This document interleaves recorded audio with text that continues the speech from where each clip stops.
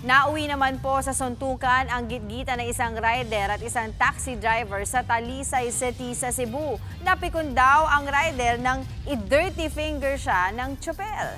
Sa frontline ng balitang yan, si News 5 correspondent or Visayas correspondent John Aroa. Inaawat ng mga naka-green na enforcer ang dalawang motoristang yan sa Talisay City, Cebu. Maya-maya, bigla na lang sinuntok ng nakapulang rider na si Jason Vizcara ang nakatalikod na taxi driver na si Marvin Bunsukan. Gumanti naman si Bunsukan, dito na tuluyan nagpambuno ang dalawa.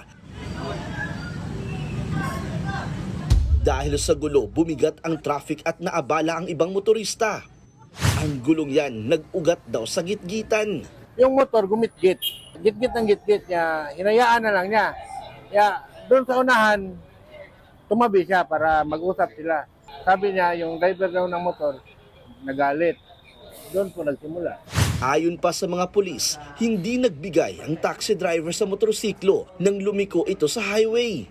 The motorcycle thought na he gave a signal para pagbigyan siya for the passage, and then hindi siguro nakita nung taxi, mataas na yung ano nila, yung init na yung mga ulo. Kaya nagkaroon ng road rage. Ikinagalit pa raw ng rider nang mag-dirty finger umano at magmura ang taxi driver. Dito na sila naghabulan hanggang sa umabot sa gasolinahan. Nasugatan ang rider sa noo. Pinuntahan ko siya kasi pag nakita ko yung kamay niya, ako pagalit talaga ako. Yun, doon nagsimula. Aminado naman siyang nadala siya ng matinding emosyon. Lumabas siya, sobrang galit. Suntukan kami. Matapang rin yung taong yun. Tapos mainit yung ulo naming dalawa.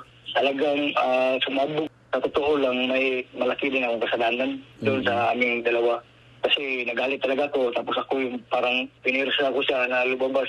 Parehas silang dinala sa presinto hanggang sa nauwi ito sa arigluhan.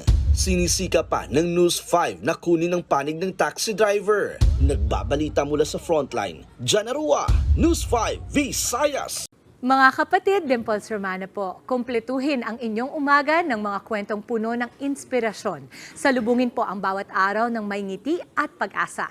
Kaya't mag-subscribe na po at mag-follow na sa aming social media pages ng News 5.